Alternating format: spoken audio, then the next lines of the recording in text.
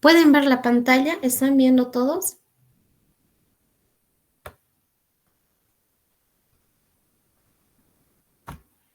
Empezaremos prácticamente la clase. Luis, por favor, te voy a pedir que empieces a compartir, que empieces a grabar, perdón.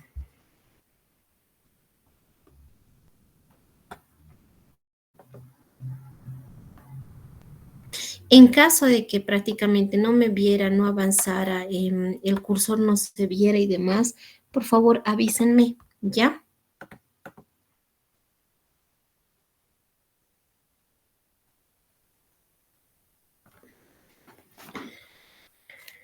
¿Podemos empezar?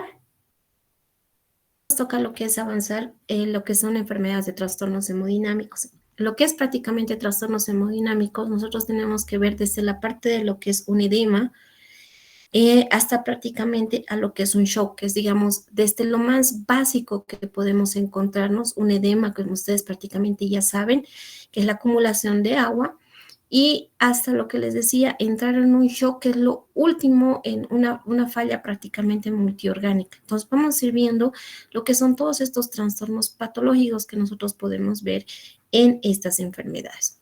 Para dar prácticamente la cápita y la introducción, hablar prácticamente de lo que son enfermedades cardiovasculares, el día de hoy tiene algo importante. Si bien estamos en algo bastante pasado, que es del 2005, que ya para 81 millones de personas tenían diagnosticado algún tipo de enfermedad cardiovascular.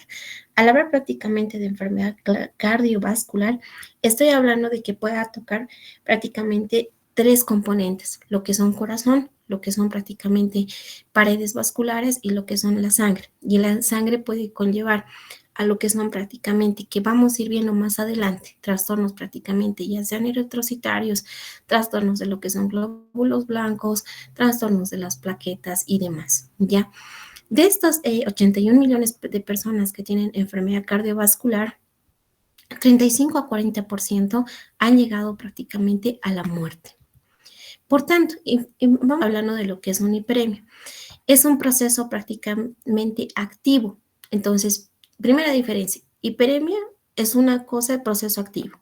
Congestión prácticamente es un proceso prácticamente pasivo.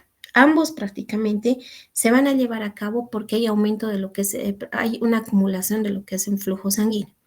Pero a diferencia prácticamente en la hiperemia que vamos a ver, se va a ver este aumento del flujo sanguíneo debido a que hay una dilatación arterial. ¿Por qué? Porque hay un aumento del flujo de lo que es la entrada. Entonces, ¿en qué casos, por ejemplo, entra más sangre? En casos de un proceso inflamatorio.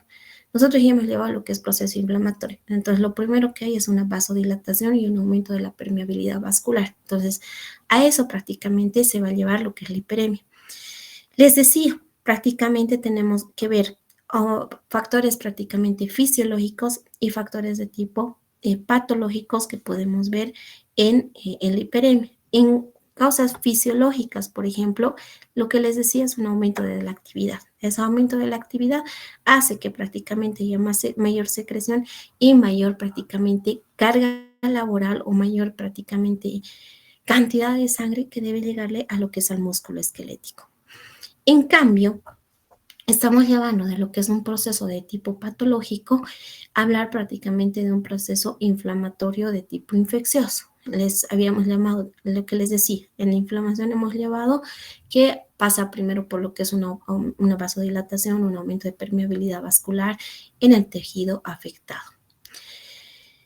Lo que les hablaba prácticamente, en los dos aumenta la sangre. Lo que les he hablado primero, lo que es la hiperemia, es el aumento de lo que es el flujo sanguíneo. En cambio, cuando hablamos prácticamente de congestión, estamos hablando prácticamente de un proceso de tipo pasivo. ¿Por qué? Porque aquí sí va a haber, digamos, igual mayor cantidad de flujo sanguíneo, pero que va a estar enlentecido prácticamente la salida. O sea, hay una alteración en el flujo de salida del tejido. Por tanto, este flujo de salida de lo que es, este flujo de salida se puede deber prácticamente ya sea a obstrucción de pequeños o prácticamente grandes vasos. Especialmente en qué tipo de enfermedades vamos a ver afectados. Aquellos en que afecta lo que es la circulación central, por ejemplo, lo que es corazón y pulmones, ¿ya? Entonces, Como pueden ver, van a cursar, posteriormente vamos a hablar con edema, prácticamente lo que están viendo aquí, lo que es un fenómeno de Raynaud, y posteriormente puede llevar a lo que es una hipoxia, una anoxia, y va a terminar con lo que es una necrosis. Macroscópicamente, cuando estamos hablando de lo que es una hiperemia, ya sea de tipo local o de tipo venosa, vamos a ver mayor aumento prácticamente de volumen, cianosis y disminución de lo que es la temperatura local, ¿ya? Dentro de lo que es la congestión, cuando estamos hablando de congestión, que les decía del proceso de tipo crónico, del proceso de tipo pasivo, podemos tener de dos tipos, una congestión de tipo sistémica y una congestión de tipo local. Y ambas prácticamente a la vez se van a subclasificar en una de tipo aguda y en una de tipo crónica, ¿ya? Cuando hablamos de congestión, tenemos que hablar, les decía, es un fallo prácticamente en la salida. Entonces pueden ser en las causas agudas, ya sean de causas cardíacas o de causas pulmonares. Dentro de las patologías más importantes de una congestión, prácticamente estamos hablando de una necrosis del miocardio, es decir, en áreas prácticamente de infarto del miocardio, o en causas pulmonares, por ejemplo, de la parte de neumonías, embolismos o trombosis pulmonar. Lo mismo prácticamente cuando tenemos de causas de tipo crónicas. Podemos tener causas cardíacas y de tipo causas pulmonares. Pero cuando hablamos prácticamente de causas crónicas, estamos hablando de enfermedades de larga data. En tanto, vamos a ver, por ejemplo, anomalías del corazón, lesiones prácticamente del pericardio, estenosis valvulares. Y prácticamente en causas pulmonares, siendo las causas más frecuentes, igual neumonías crónicas, por ejemplo, complicadas, enfisemas o compresión de vasos pulmonares mayores. Cuando hablamos prácticamente de lo que es una hiperemia pasiva, tenemos que ver que aquí me he salido. Tenemos prácticamente que ver que la causa más frecuente va a ser una insuficiencia de tipo cardíaca derecha. Entonces, vamos a ver prácticamente que el hígado va a ser el más afectado y por lo tanto vamos a distinguir tres tipos de fases, por decirles. Vamos a distinguir una área con congestión y después prácticamente con una necrosis de tipo hemorrágica y con una necrosis isquémica de tipo centrolobular. En esta congestión prácticamente, ¿qué vamos a ver en el hígado? Vamos a ver un hígado que está aumentado de tamaño, con sinusoides prácticamente ingurgitados y que puede haber hasta una infiltración de tipo grasa a lo largo. Más adelante, ¿a qué va a llevar? Lo que les decía, a trabéculas hepáticas que van a sufrir prácticamente atrofia, van a sufrir prácticamente una zona perilobular con infiltración de tipo grasa y que nos van a dar las características del hígado enmoscado, como pueden ver en la figura. Digamos, son el hígado, todo lo que puedan ver acá, con lesiones puntiformes, digamos, más cafés, con otras áreas más blanquecinas. Esa es característica prácticamente del hígado enmoscado.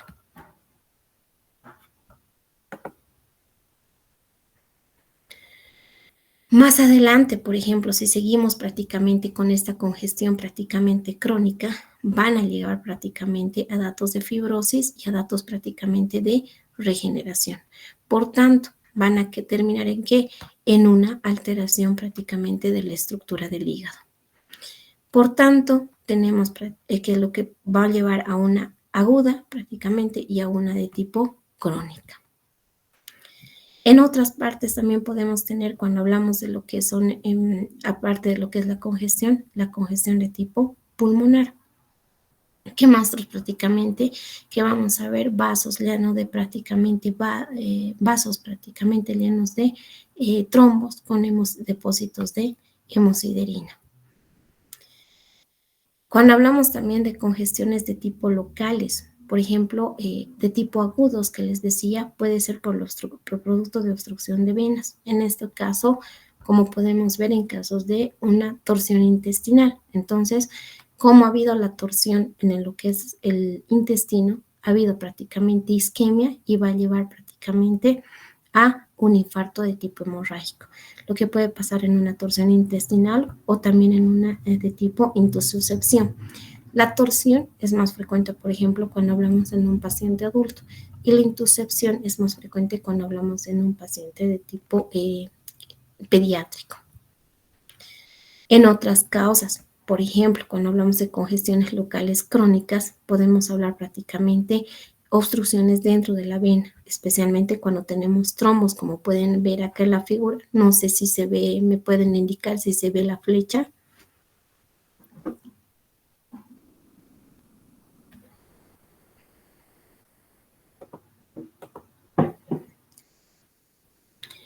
Su compañera Clara Viviana.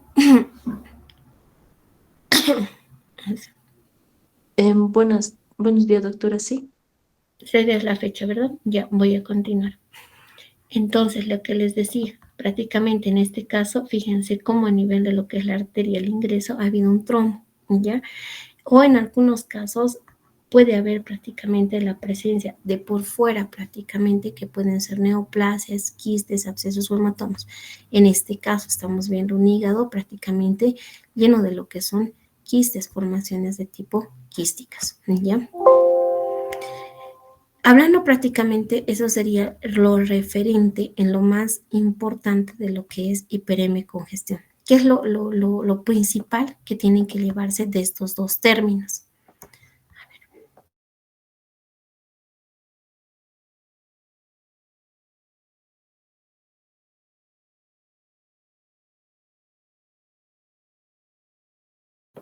Ya, perdón. ¿Qué es lo más importante de lo que tienen que llevarse de estos dos temas, de estos dos términos?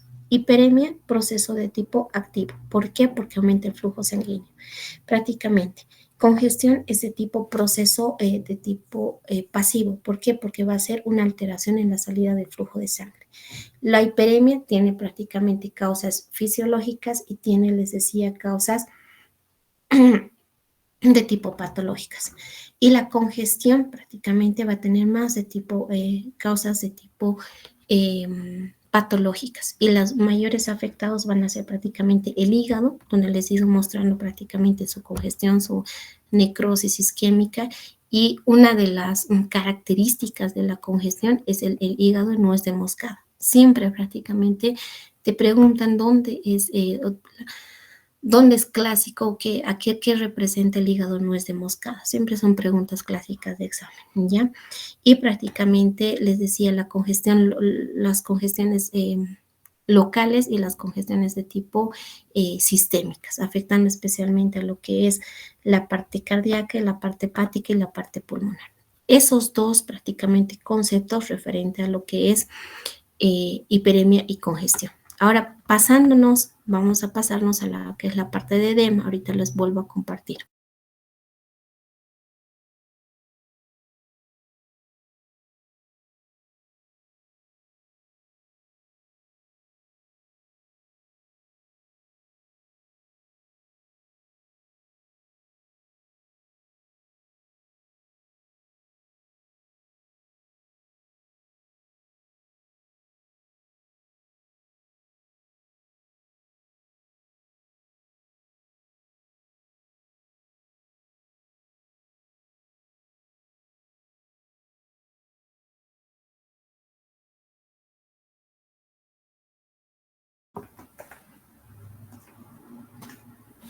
Bueno, estamos volviendo a ver otra vuelta a la presentación, ¿verdad?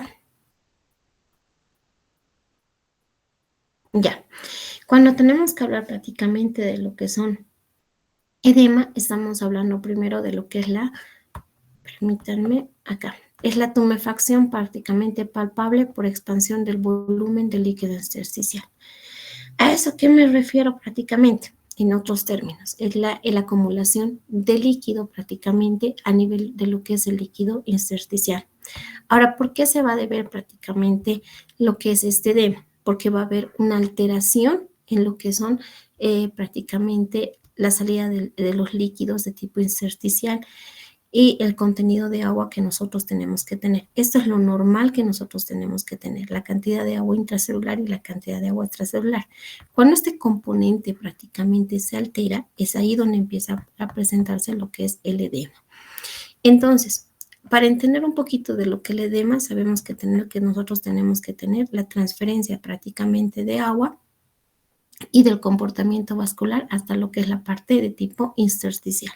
Entonces, van a actuar prácticamente diferentes fuerzas y a nivel prácticamente diferentes capilares que van a hacer que esta función se cumpla, dando prácticamente una regulación en lo que es la presión prácticamente del líquido intersticial y la presión de tipo coiloidosmótica, que son los más importantes. Entonces, cuando estas dos presiones empiezan a alterarse, o disminuye una y aumenta la otra, aquí es donde empieza lo que les decía el edema, que es la acumulación de líquido prácticamente acumulación de agua en el líquido intersticial.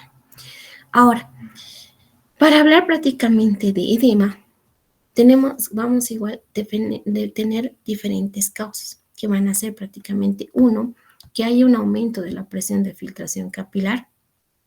Esta disminución de filtración capilar puede deberse a la disminución de la resistencia al flujo, aumento de la presión venosa, dentro de lo más importante, o disminución de la porción osmótica coloidal de los capilares. Y esta va a ser ¿por qué? Por el resultado de la producción o pérdida normal de lo que son las proteínas. Entre otras, puede haber también porque hay un aumento de la permeabilidad de los capilares, es decir, prácticamente lo que les mostraba, esas presiones se van a ver intercambiadas a nivel de los capilares. Entonces, estos capilares van a tener poros. Estos poros o se pueden agrandar o pueden perder su integridad. Entre otras, la obstrucción de lo que es el flujo linfático. Esta obstrucción de flujo linfático, como les estaba mostrando en el primer prácticamente en esta primera diapositiva, les decía, nosotros tenemos esa salida y esa entrada en lo que son estos dos componentes, pero siempre va a haber, digamos, un pequeño porcentaje que se va a encontrar prácticamente o que va a viajar a lo que es fuera, pero que van a estar eliminados por lo que son los conductos linfáticos. Pero cuando esta cantidad de agua supera para que sea eliminada, es prácticamente donde se va a formar el edema. Ahora, en la obstrucción de conductos linfáticos, permítanme, puede deberse a diferentes causas. Como todos sabemos por parasitología, digamos, lo que más nos han mostrado es una filariasis. Pero sin embargo puede ser también por causas neoplásicas, por causas prácticamente postquirúrgicas o de tipo postradiación. Dentro de lo que es las dos causas más importantes estamos hablando aquí, que es el aumento de la presión hidrostática. Este aumento de la presión hidrostática prácticamente es la más importante porque está relacionado con que especialmente enfermedades que obstruyen la salida del flujo venoso. ¿Y quiénes van a hacer eso? La insuficiencia cardíaca congestiva. Y ustedes saben prácticamente que una insuficiencia cardíaca congestiva lleva a que haya problema tanto pulmonar, haya problema cardíaco y haya problema de hígado, ¿ya? Y les decía, la segunda causa, que es la más frecuente, es la disminución de la presión coloidosmótica. Y esta presión coloidosmótica se va a deber, como les decía, producción inadecuada de lo que son las proteínas. ¿En qué casos voy a perder prácticamente o voy a producir inadecuadamente las proteínas?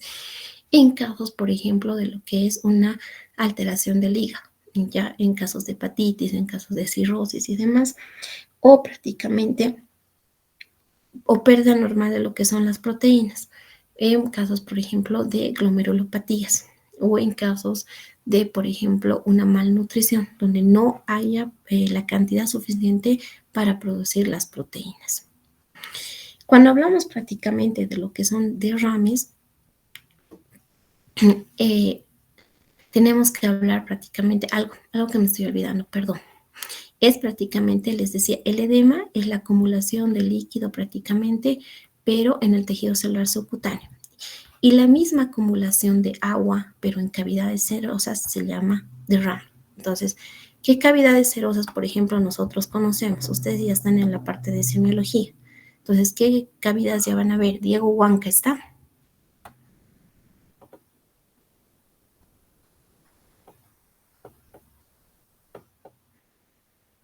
No está. Anet Mamani.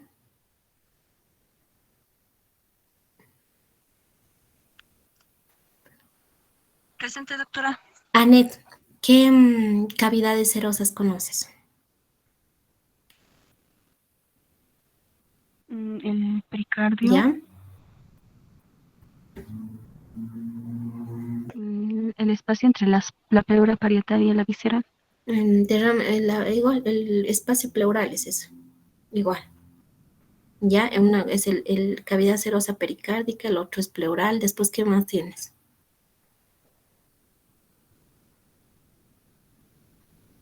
Solo ese recuerdo, doctor.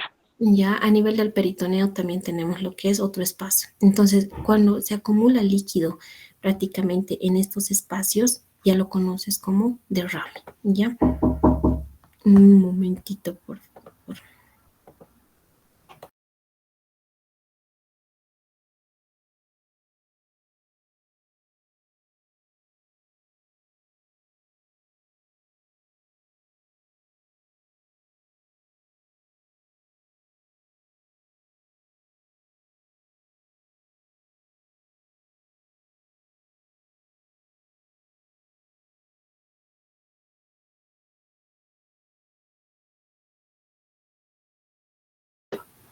Perdón.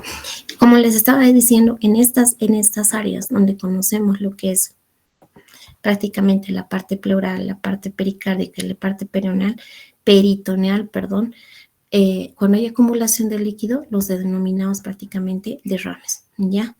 Puede ser derrame pleural, derrame pericárdico, y cuando hay esto en el peritoneo, lo conocemos prácticamente como ascitis. Entonces, cuando ustedes escuchan ascitis, es que hay acumulación de líquido a nivel de lo que es el peritoneo. Ahora, tenemos que ver también lo que son estos derrames, van a ser de diferente también presentación. Por ejemplo, cuando hablamos prácticamente de lo que es el derrame seroso, esta se va a presentar como complicaciones de distintas patologías. Ya puede contener prácticamente, hablando de lo que es un derrame, puede contener lo que es sangre, puede contener proteínas de plasma, puede contener prácticamente células de tipo inflamatorias. Entonces, para hablar de lo que es el derrame prácticamente, tenemos que primero diferenciarlo lo que es un trasudado y lo que es un exudado. Eso es lo primero que nosotros diferenciamos cuando vemos un derrame.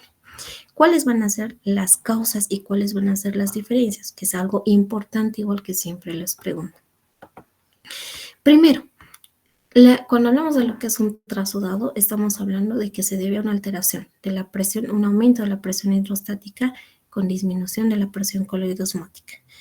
Y esto, prácticamente las causas más frecuentes, o qué enfermedades van a ser las más frecuentes, cuando hay insuficiencia cardíaca, síndrome nefrótico o cirrosis. Es decir, estamos hablando de enfermedades de tipo crónicas. Ahora, trasudado, ¿por qué? Porque por presentarse como en estas enfermedades que vamos a tener menor cantidad de células, menor cantidad de lo que son proteínas y no vamos a tener lo que es un proceso de tipo inflamatorio. En cambio, cuando estamos hablando de lo que es un exudado, las causas van a ser de que hay un aumento de la permeabilidad capilar y hay una obstrucción del drenaje linfático. Entonces, ¿quiénes van a entrar aquí? Por ejemplo, procesos de tipo inflamatorios infecciosos, neoplasias y prácticamente de tipo traumatismos. Entonces, este exudado, ¿qué características va a tener? Importante, por favor, esto aprenda. Mayor cantidad de células, mayor cantidad de proteínas y un proceso de tipo inflamatorio. Entonces encontramos células inflamatorias. Otra diferencia también importante. El trasudado, ¿qué características tiene? Suele ser prácticamente un líquido contenido o bien transparente o bien un color amarillo pajizo y con todas las otras características que les he dado. Entonces, cuando ustedes vean puncionar, por ejemplo, un paciente con derrame pleural, pericárdico, un líquido acítico, por el color, más o menos ya se van a dar cuenta si es trasudado o si es exudado. Porque el exudado tiende a ser prácticamente a tener hasta un contenido de tipo purulento, ese contenido amarillento, o hasta prácticamente tener una coloración rojiza de tipo hemorrágica. Ahora, dentro de lo que son los edemas, vamos a tener edemas prácticamente, lo que les decía, de origen venoso. Estas prácticamente edemas de origen venoso van a surgir o van a ser secundarios a una insuficiencia venosa, que van a alterar prácticamente su flujo, van a ocasionar lo que es congestión y van a ocasionar prácticamente un edema. ¿Quiénes son aquí en la fotografía, por ejemplo, quienes están predispuestas, qué enfermedad está predispuesta a que hagan un edema? ¿Qué están viendo en la fotografía? ¿Qué se llama esa enfermedad? Brandon Condori, ¿está?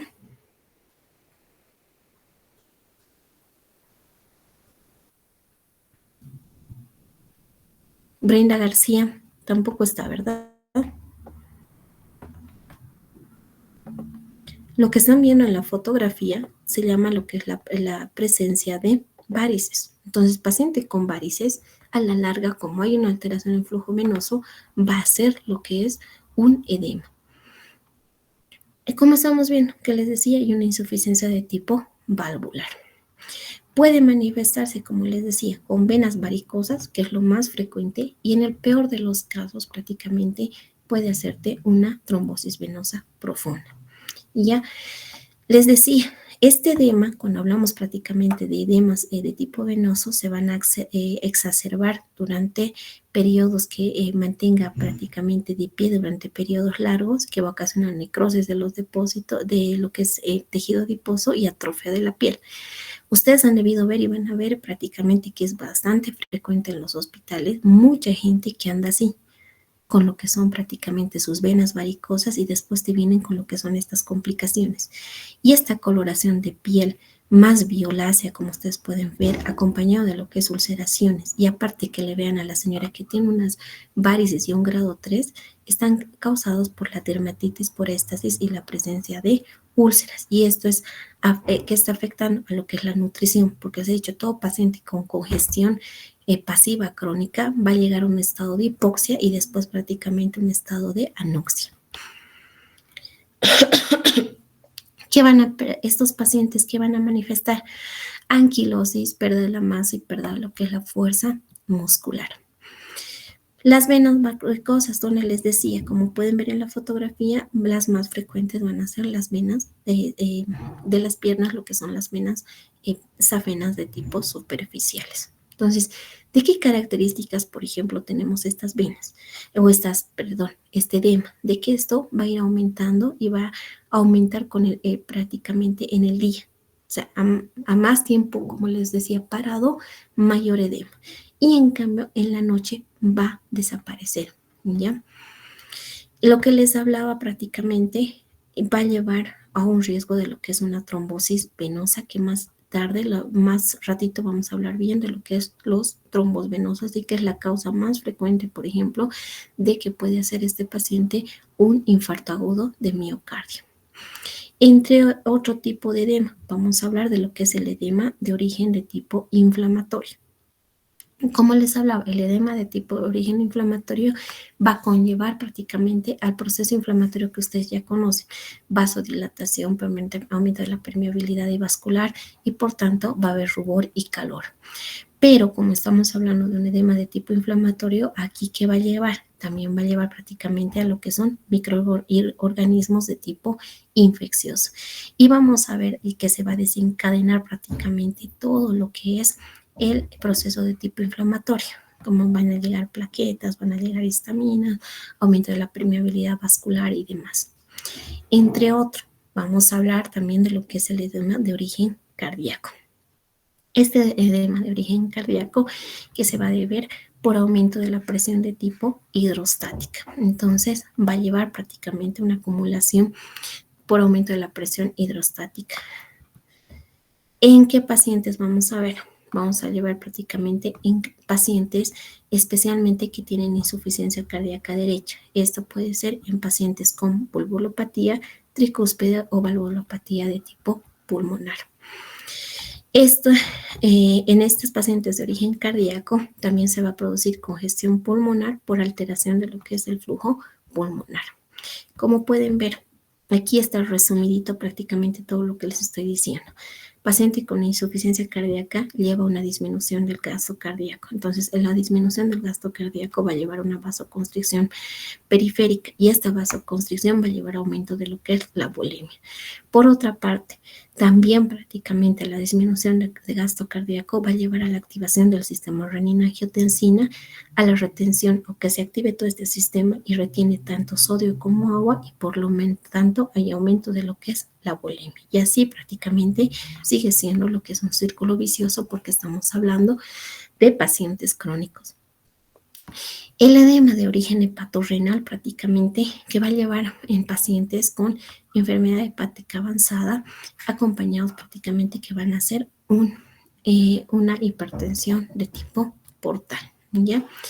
Esta edema de origen hepatorrenal se va a deber a que hay una vasoconstricción prácticamente renal importante y va a llevar a una reducción del filtrado glomerular. Y lo que les he ido mostrando, reducción del filtrado glomerular, aumento de la prácticamente resistencia vascular, liberación del sistema renina-angiotensina-aldosterona y todo lo que hemos visto. Lo mismo prácticamente, aumento de lo que les decía, hay hipoperfusión, hay isquemia y por lo tanto se van a activar la síntesis de vasoconstrictores. En el edema cerebral, por ejemplo, en la acumulación, como lo mismo les decía, excesiva de líquido, pero en este caso puede ser de causa vasogénica, de causa citostática o de causa prácticamente hidrostática, ¿ya? Y van a aumentar o pueden inducir al aumento de la presión intracerebral. En algunos casos no van a llevar aumento de la presión intracerebral y pueden prácticamente ya acceder con lo que son diuréticos de tipo osmóticos. Y hablando también de lo que es el edema de tipo pulmonar, ¿ya? Lo mismo que les estaba hablando, es el aumento del nivel de lo que es el intersticio, por lo tanto va a haber un llenado de lo pulmonar y la causa más frecuente es la insuficiencia cardíaca de tipo izquierda y en algunos casos lesión en la membrana de los capilares sanguíneos pulmonares. Eso referente a lo que es edema y cuáles van a ser lo que es las causas de edema. Yéndonos a otra cápite, ya tenemos que empezar a hablar aquí de lo que son la parte de hemostasia. Entonces, para hablar de lo que es hemostasia, tenemos que entrar a hablar de lo que son las hemorragias.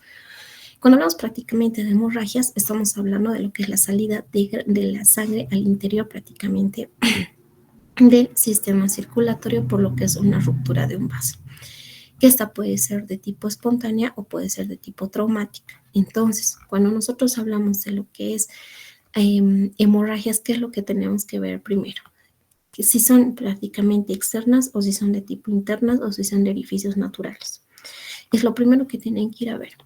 2, ¿de qué tipo es? Si es una de tipo arterial, porque el chorro va a ser prácticamente como si estuvieras haciendo como una manguera, desde tipo venoso, que va a ser, digamos, mucho más concentrado, es un rojo mucho más oscuro, o es una hemorragia de tipo capilar. Y algo también importante es ver la gravedad, es la cantidad de sangre que se está perdiendo y la velocidad en la que se está perdiendo. Entonces, lo que les decía, podemos tener hemorragias de tipo externas, las cuales lo más frecuente van a ser por traumatismos o por lo que son prácticamente desgarros.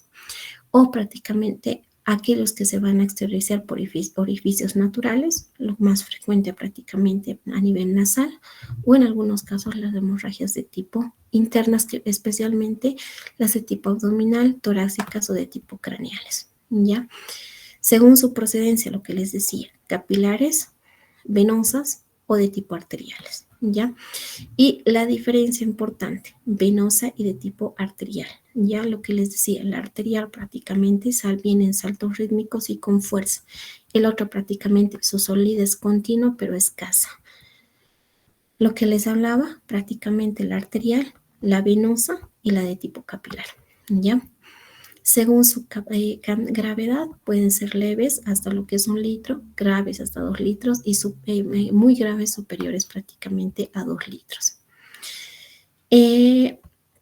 Las hemorragias internas es donde más cuidado deben tener, especialmente ustedes cuando vean accidentes de tránsito. Deben revisar siempre prácticamente o lo que hoy comúnmente vemos, las famosas, digamos, están siendo atacadas de maneras violentas cada vez por asaltos y demás. Por lo tanto, hay que tener bastante cuidado lo que son traumatismos cerrados a nivel de lo que es tórax y lo que es abdomen. ¿Ya? Entonces, cuando esa paciente empieza a tener palidez, sudoración, aumento de la frecuencia respiratoria y demás, estamos hablando de que puede tener una hemorragia interna bastante grave, entonces puede terminar en lo que es un shock hipovolémico. Lo que les decía, las hemorragias exteriorizadas, en casos, por ejemplo, de una epistaxis, que es bastante frecuente, pero cuando ya hablamos de lo que es hematemesis, hemoptisis, hematuria y demás, ya son prácticamente que conllevan una patología de mayor importancia. Cuando hablamos de lo que es una otorragia, hay que tener bastante cuidado también porque nos va, digamos, orientar a que haya una fractura en la base del cráneo. Entonces, igual prácticamente cuidado con lo que son. Las epistaxis, les decía, especialmente como todos hemos pasado por un periodo de epistaxis en nuestras vidas, pero hay que saber diferenciar entre epistaxis anterior y una epistaxis posterior, que esas prácticamente no ceden a las maniobras conocidas. Las gingivorragias que hay que tener también importante, o sea, cuando ustedes se lavan los dientes o cualquier familiar conocido o paciente y hay presencia de sangrado, es decir, hay inflamación, hay una gingivitis. Y esa gingivitis puede ser desde causas básicas, que es una mala, prácticamente mala higiene dental, hasta prácticamente carencias de vitamina importantes, ¿ya? Lo que les hablaba, las hemoptisis que nos van a llevar prácticamente de que la hemoptisis nos refiere de que la sangre de la boca proviene prácticamente del pulmón. Entonces hay que ir buscando lo que son las causas pulmonares, neumonías, tromboembolismos y demás. Y la hematemesis nos está hablando prácticamente de sangre de las vías digestivas. Mucho cuidado con lo que son estos dos términos, de dónde es hemoptisis y de dónde es prácticamente hematemesis, ¿ya? Y prácticamente lo que son las rectorragias y lo que son las melenas. Entonces, igual, prácticamente, ¿qué es rectorragia? Es la salida de sangre igual, ambas prácticamente por lo que es la parte anal, pero la rectorragia suele ser de un color rojo más intenso y está asociada prácticamente a la presencia de hemorroides y a la presencia de una neoplasia prácticamente en lo que es la parte de intestino. En cambio, lo que es prácticamente las melenas suele ser una coloración mucho más negruzca, intensa. Entonces, esto nos sugiere que hay prácticamente una hemorragia digestiva de tipo alta. Igual, difieran lo que es una rectorragia, una melena, una hemoptisis y una hematemesis. Y las hematurias, que tenemos poder prácticamente microscópicas o ya de tipo macroscópicas. La hematuria no es normal. Ya sea una hematuria, como les decía, microscópica y te reparten un examen de orina, hay que revisar dónde está prácticamente el daño. Puede ir desde una simple cistitis hasta lo que es la presencia de una neoplasia. ¿Ya? Vamos a entrar al cuarto acápite. ¿Me están escuchando, no ve, Diego Huanca?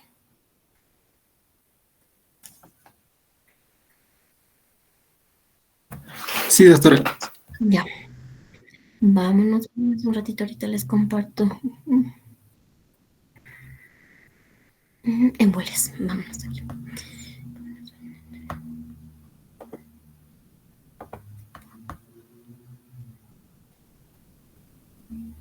¿Dónde estás?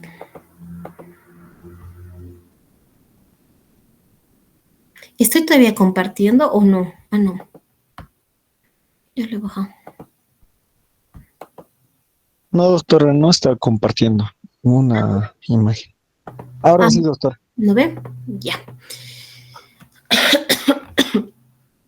Ya, esta es la parte más bonita, por decirles. Ya, lo que es la parte de embolias, que es lo que tienen que ver ustedes, prácticamente la definición. Vamos a hablar prácticamente de lo que es embolias, que es la obstrucción del lecho arterial de tipo pulmonar, ¿ya? Tiene prácticamente un amplio espectro clínico y un retraso de tipo diagnóstico. Porque un paciente especialmente, la embolia, hablar de embolia es hablar de lo más frecuente que es una embolia de tipo pulmonar. Entonces, cuando lanza una embolia de tipo pulmonar, son predispuestos especialmente pacientes que se encuentran en cama. ¿Ya? Son además los famosos tromboembolismos pulmonares. Por mucho tiempo, pacientes que han sido operados de la columna, de alguna fractura de fémur y demás. Y que puede ser que este paciente en 2 días se descompense y fallezca, y no todo lo que fallece prácticamente en el hospital es infarto de miocardio. Puede ser que se haya complicado con este tromboembolismo. Entonces, por eso les decía, tiene un retraso diagnóstico porque no suele tener prácticamente lo que son características o lo que son prácticamente signos y síntomas bien específicos. Hay que saber detectar prácticamente lo más antes posible, y hay una alta sospecha prácticamente de morbimortalidad. Les decía, cuando hablamos de lo que es un tromboembolismo pulmonar, el 90% de los trombos van a venir del sistema venoso profundo de los miembros inferiores. ¿Y qué enfermedad te predispone? Lo que les he mostrado, las varices. Entonces, prácticamente tenemos que tener cuidado con lo que son las varices. Otro, los trombosis in situ que se pueden formar. In situ quiere decir que los trombos chiquititos, digamos, que se han formado en el pulmón, estos pueden conglomerarse en uno grande y hacer un taponamiento, como pueden ver en la figura. En otros casos, en émbolos sépticos, estamos hablando, cuando hablamos de séptico, estamos hablando de algo de tipo infeccioso, ¿ya? En algunos casos, les decía, por ejemplo, ¿quiénes van a ser los pacientes, digamos, más predispuestos en lo que son fracturas óseas, grandes quemados, o en algunos casos también van a haber émbolos por sustancias extrañas, que ahorita los vamos a ver. Entonces, cuando hablamos prácticamente de lo que es un tromboembolismo, o prácticamente de lo que son las trombosis, tenemos que hablar de lo que es la tríada de Virchow. Entonces, igual, esta tríada de Virchow, tienen que saber bien de qué está compuesta. 1. Alteraciones prácticamente o lesión de tipo endotelial. Estamos hablando de esta lesión endotelial prácticamente que puede ser por un proceso de tipo inflamatorio o por hipercolesterolemia, ¿ya? 2. El segundo pasito es la hipercoagulidad.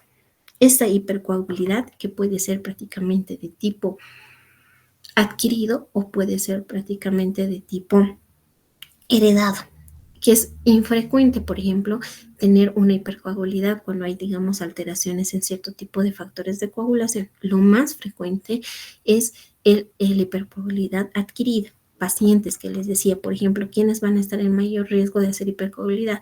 Aquella mujer posparto, poscesárea, cirugías prácticamente cirugías grandes y pacientes con cáncer. Los pacientes con cáncer, ya hemos llevado esto en inflamación crónica, es como estar en un proceso inflamatorio crónico todo el tiempo, ¿ya? Y los pacientes prácticamente un flujo sanguíneo anormal, estos pacientes prácticamente que tienden a hacer una éstasis de tipo venosa. Entonces, esos tres son la tríada de Virchow, ¿ya? Por otra parte, tenemos que tener factores prácticamente de riesgo, por decirles fuertes, moderados y leves. Entonces, ¿quiénes van a ser los pacientes, digamos, que mayor riesgo tienen al hacer prácticamente o al tener un riesgo de lo que es una trombosis? Les decía, pacientes con fractura de miembro pélvico, porque son los que mayor tiempo van a estar en cama, con reemplazo de cadera o de rodilla, cirugías mayores, por ejemplo, cirugías de columna, o cirugías politraumatizados, por ejemplo, o lesiones, como les decía, de la médula espinal. Los que en moderados estamos hablando, por ejemplo, pacientes que tienen catéter venoso central, pacientes con quimioterapia, tumores, la terapia anticonceptiva oral.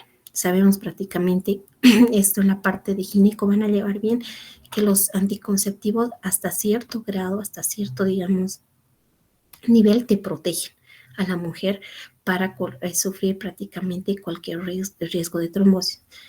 Pero de ahí que exageres, por eso que los métodos anticonceptivos solamente tienen un tiempo limitado de uso, y que hagas una hiperestrogenemia, más bien te va a predisponer a que hagas una trombosis, ¿ya?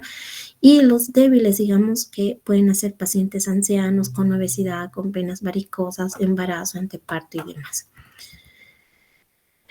¿Cuáles son las características clínicas? Les decía, no es algo bien específico. Solo puede cursar con la disnea, un dolor prolítico o lo que son prácticamente la hemoptisis.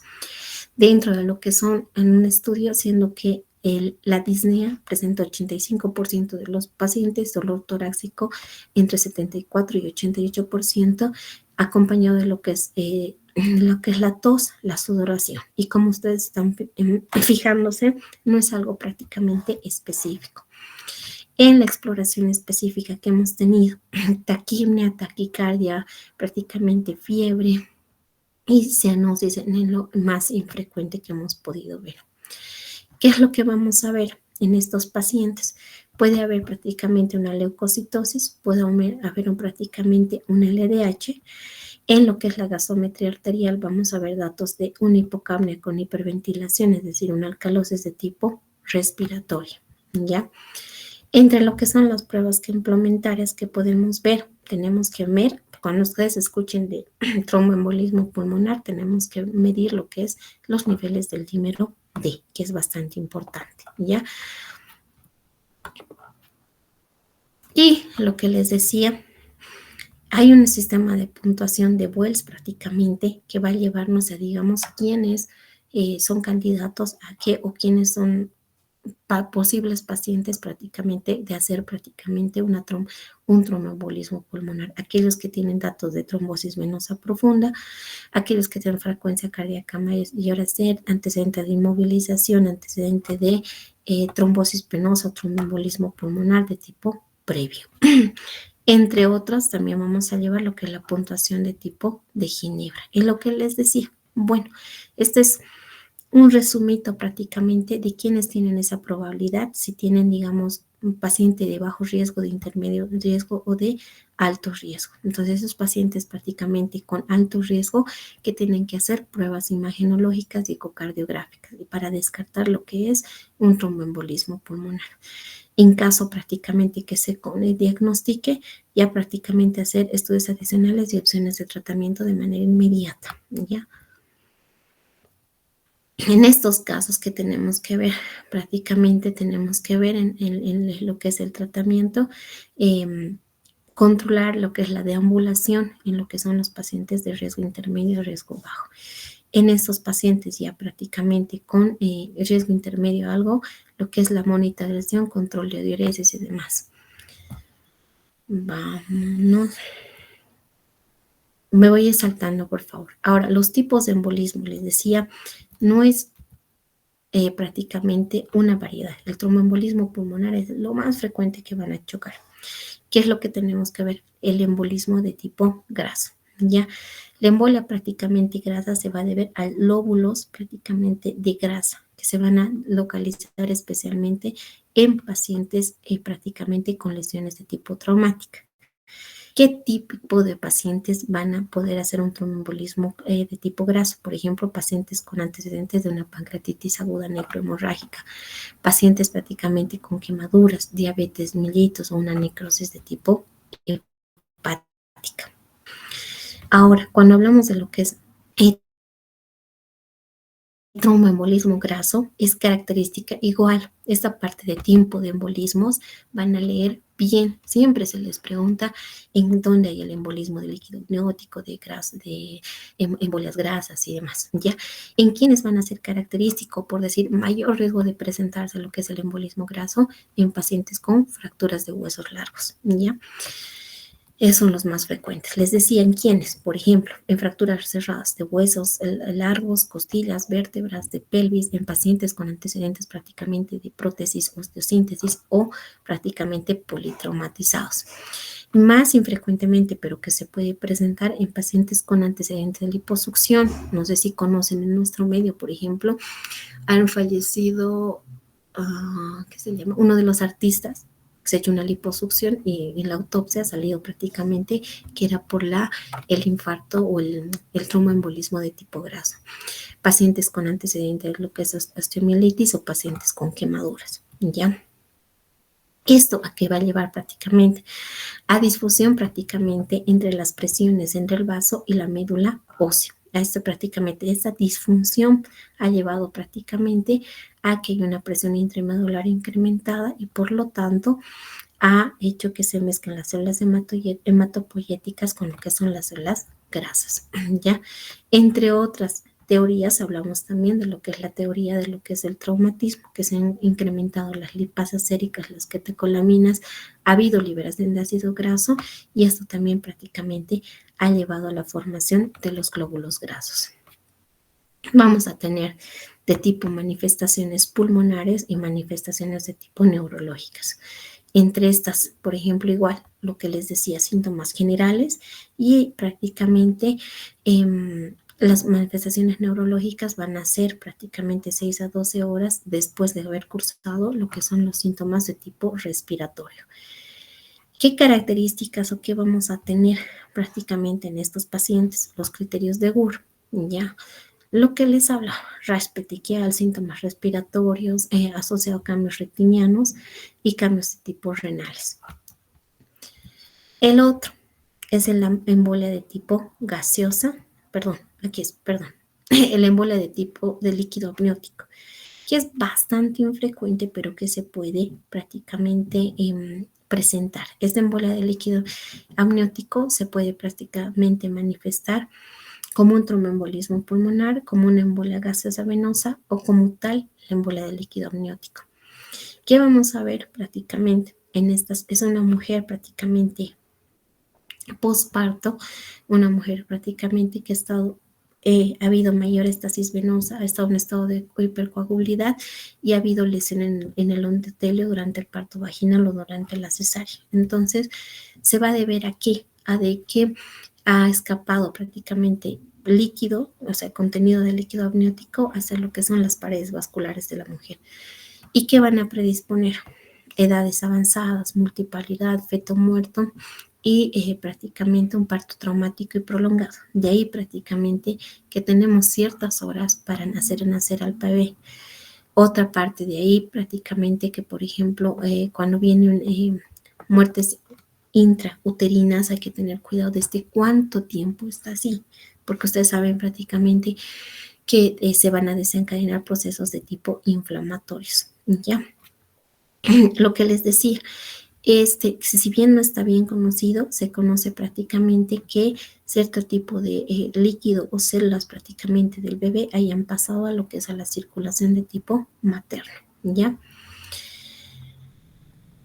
Les decía, a la que ha pasado prácticamente exposición de la sangre materna a tejido fetal durante el trabajo de parto, ya sea en el periodo expulsivo o durante lo que es la cesárea, ¿ya?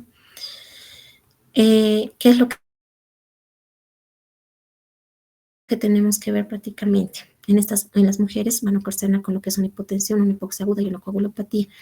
Normalmente no es, como les decía, de hallazgo o de sospecha clínica. Estos casos se ven, por ejemplo, durante autopsias, porque lo que es la muerte materna lleva hasta índices prácticamente epidemiológicos. No puede haber muerte materna. Entonces, en otros países hay muerte materna, nos piden prácticamente autopsias y en las autopsias se suelen revelar lo que es este embolismo de líquido amniótico, ¿ya?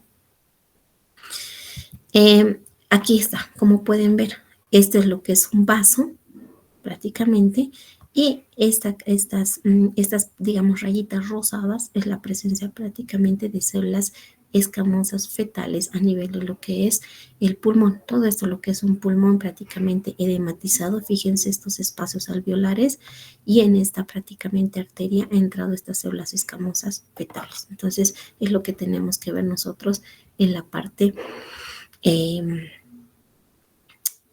histológica, ¿ya? Aquí ha ocasionado, les decía, ha habido una liberación de estas células escamosas o parte de lo que es líquido amniótico a lo que es la circulación materna. Entonces, ha desencadenado prácticamente una liberación masiva de mediadores inflamatorios y, por lo tanto, un síndrome anafiláctico. Lo que les decía, dentro de lo que son los premonitarios, hay hipotensión, hay hipoxemia y hay coagulopatía, pero no es digamos, de primera sospecha clínica. Entonces hay que ver en estos pacientes, ¿ya? Perdón, ya me estoy yendo. Ahora sí, aquí va lo que es la embolia de tipo gaseosa. Les decía, la embolia de tipo gaseosa también es bastante frecuente, pero que se va a dar por la entrada del aire al torrente circulatorio. Estos especialmente se van a elevar prácticamente en lo que son los pacientes buceadores, ¿ya? Voy a ir saltando porque estamos prácticamente en lo que es ya en hora. Es una comunicación directa entre lo que es la vasculatura y lo que es la fuente de gas. Es lo más importante también en lo que son estos pacientes. Lo que estamos hablando, lo que les decía. ¿Qué va a haber prácticamente en estos estados? Igual van a haber prácticamente la entrada de émbolos de gas y van a ser desencadenados todos estos a un estado prácticamente de edema, de células muertas y de lo que es la hipoxia. Eso referente prácticamente a lo que son embolias pulmonares o tromboembolismos en sí y las variedades de presentación. Énfasis prácticamente en lo que son los prácticamente tromboembolismo pulmonar, ¿ya?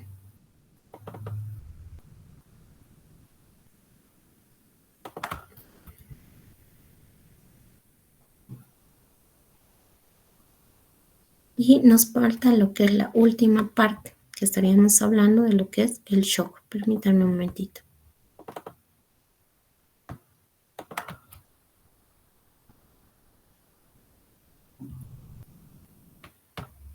Esto ya es más bajito.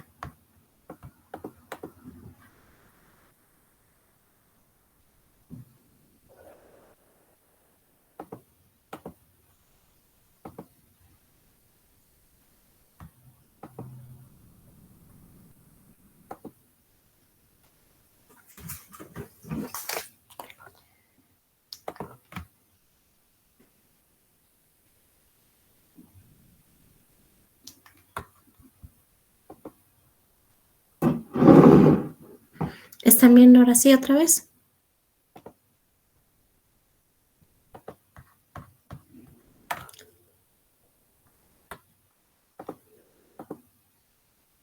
Así, me están haciendo ahí. Bueno, terminaremos ya con lo que es esta parte. Tenemos que ver prácticamente lo que es el shock. Les decía, el shock era, digamos,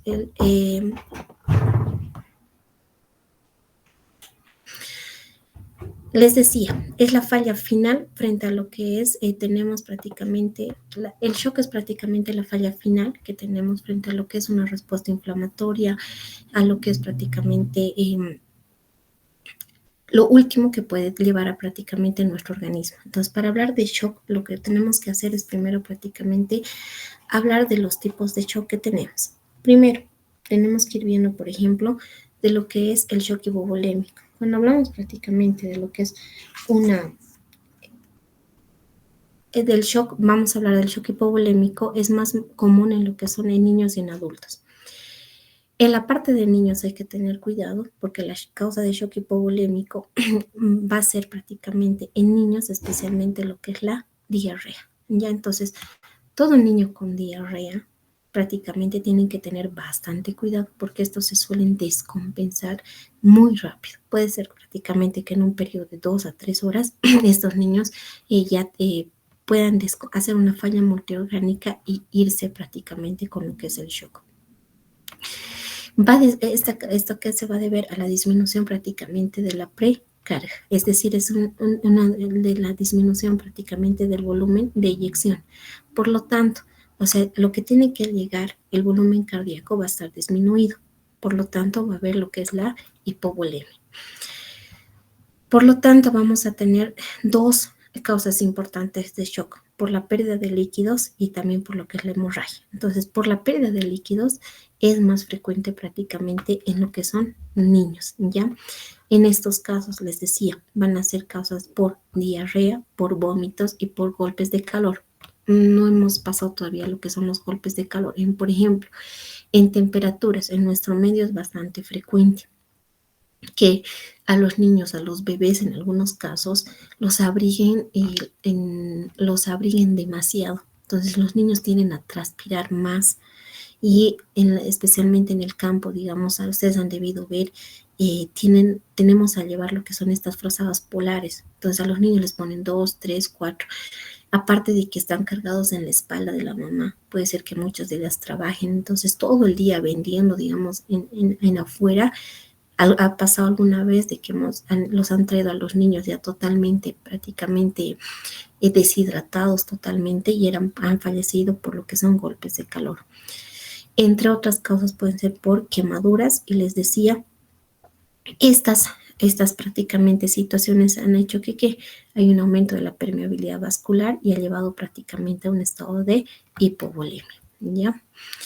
En cambio, cuando hablamos prácticamente del shock ocasionado por la pérdida, por lo que es el hemorrágico, es prácticamente la causa más común va a ser el sangramiento de tipo gastrointestinal, ¿ya? Por ejemplo, lo que les decía, las úlceras gástricas, ¿ya? O en algunos casos en hemorragias de tipo internas. O lo que es sangrado posoperatorio, hay que tener cuidado. O sea, si bien lo que son ahora, la que está de moda, la cirugía endoscópica en todo lado, basta, digamos, que puedan hacer, digamos, un simple pinchazo, digamos, mientras están entrando a la parte, digamos, de colon.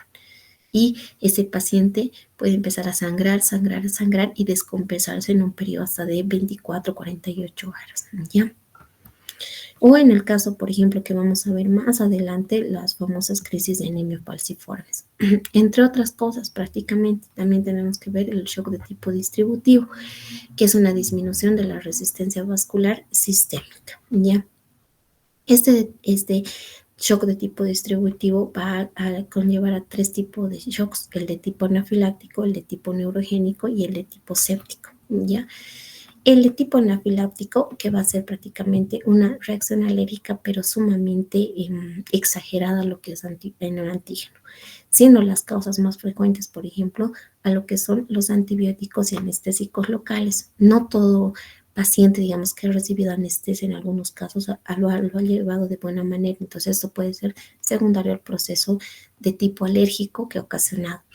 Y en algunos, digamos, más de cuidado igual, hay que saber a qué le tienes alergia, porque en el peor de los casos puedes desencadenar lo que es este tipo de shock, ¿ya? Por lo tanto, ¿qué vamos a ver? Aquí tiene que haber un proceso prácticamente de sensibilización, ¿ya? Este proceso de sensibilización prácticamente hace que sea lo que es a la inmunoglobulina y va a desencadenar todo lo que es un proceso de tipo inflamatorio y por lo tanto van a llevar prácticamente a un estado de tipo inflamatorio y prácticamente a un shock de tipo alérgico, ¿ya? El manejo inicial prácticamente suele ser prácticamente hipernefrina, hidrocortisona y demás. Otro tipo de shock, vamos a hablar prácticamente del tipo de shock neurogénico. Este tipo de shock puede ser por una lesión anatómica del sistema nervioso simpático o una disfunción prácticamente del mismo, ya que puede cursar prácticamente dentro de lo que es la signosintomatología con alteraciones a nivel sistema del parasimpático, del sistema simpático, es decir, la dilatación, aumento del latido cardíaco, dilatación de los bronquios, estimulación de las glándulas suprarrenales y demás. Por lo tanto, ¿qué va a hacer? Si en caso, digamos, estamos hablando de que puede haber un bloqueo farmacológico o una lesión medular arriba de lo que es el T6, van a bloquear todo lo que son los reflejos cardioaceleradores, vasoconstrictores y por lo tanto va a haber hipotensión, va a haber descenso de la precardia, va a haber bradicardia y todo eso va a llevar a lo que es un shock de tipo neurogénico. Entonces, cuando hablamos prácticamente de tipo shock neurogénico, estamos hablando de lo que es un gasto cardíaco bajo con disminución prácticamente de la precarga y disminución de lo que es la resistencia vascular. ¿Quiénes pueden entrar prácticamente en ese tipo de shock de tipo neurogénico? Enfermedades como son neuropatías periféricas, pacientes prácticamente que hayan reaccionado mal a una anestesia raquídea o prácticamente pacientes igual que secundario a lo que es una anestesia general profunda que hayan deprimido el sistema de tipo vasomotor, ¿ya? En cambio, cuando tenemos otro tipo de shock, que es el shock séptico, que prácticamente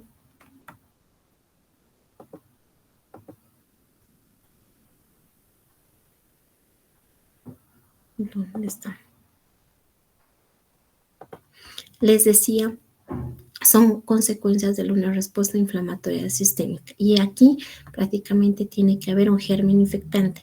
La mayor parte va a ser de tipo, por ejemplo, bacteriano. Sin embargo, prácticamente puede también llevar a lo que son otro tipo de microorganismos. Y esto se ha debido prácticamente a la presencia de lo que es la activación, especialmente de la interleucina 1 y del factor de necrosis tumoral alfa, que activan el sistema de complemento y el sistema de coagulación que ustedes prácticamente ya han ido viendo. Entonces, ¿qué hemos visto? A ver, aquí va a haber prácticamente alteraciones de lo que es la vasodilatación y alteraciones de la macro y microcirculación, ¿ya? Aquí, ¿qué es lo que vamos a encontrar? Disminución de lo que es retorno venoso, aumento de la barrera de tipo endotelial y se va a evidenciar prácticamente algo muy importante que lo que es el óxido nítrico, que suele estar bastante aumentado en lo que es en el shock séptico, ¿ya? ¿Qué más? Cámbiate. Entonces, ¿cuáles van a ser las causas prácticamente que fallen la microcirculación en lo que es en el shock séptico? Uno, la vasodilatación, la lesión endotelial y la microembolización. Lo más importante. La vasodilatación que nosotros ya sabemos, por el alteración del flujo sanguíneo o prácticamente la lesión endotelial que lleva prácticamente al aumento de la permeabilidad vascular y la microembolización que lleva prácticamente secundario a la lesión endotelial, porque les he dicho, cuando estamos prácticamente en una lesión endotelial, entramos en un estado de tipo procoagulante y por lo tanto vamos a llevar a la formación de tipo microtrombos.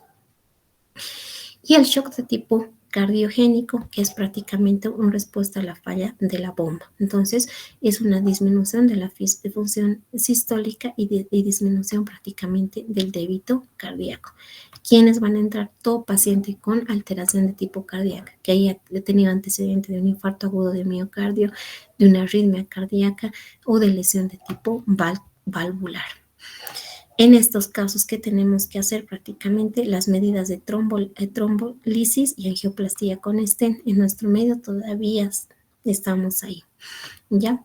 En caso de que haya portaponamiento cardíaco, prácticamente tenemos que ver si ha sido de causa aguda o de causa subaguda o crónica, ya sea por ruptura de aorta, trauma, invasión tumoral y demás, que este tipo de shock lo vamos a ver, digamos, con más a detalle cuando veamos enfermedades de tipo cardíacas, ¿ya? Y eso sería prácticamente lo más importante en enfermedades de tipo trastornos hemodinámicos. Entonces, hemos ido viendo edema y van a verlo prácticamente la diferencia entre lo que son el trasudado y el exudado, hiperemia y congestión, igual que les he dicho, la definición prácticamente y que órganos están más afectados en lo que es la congestión, especialmente de tipo crónica. Después hemos encontrado a lo que son el tromboembolismo. En el tromboembolismo, qué tipo de embolias hay y dónde se presentan, de dónde es la embolia grasa, de dónde es la embolia gasosa, de dónde es la embolia de líquido amniótico y demás. Es lo que tienen que poner prácticamente en lo que son los infartos, igual, que es un infarto rojo, que es un infarto blanco, y lo que es en el shock, qué tipos de shock hay, es lo que tienen que ver. Y hay un cuadrito en su libro, que ese cuadrito tienen que revisar igual para que ustedes puedan ver, por ejemplo, igual, qué disminuye y qué aumenta en los tipos de shock, lo que les he ido diciendo, si es prácticamente precarga o si es de tipo postcarga. Eso es lo más relevante en lo que son trastornos hemodinámicos.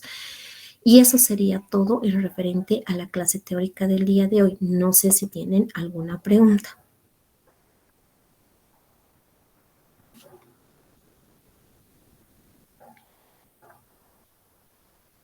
Si no es así, les voy a pedir a lo que los demás prácticamente pueden retirarse, excepto a los que son de mi grupo de prácticas, ¿ya? Porque quiero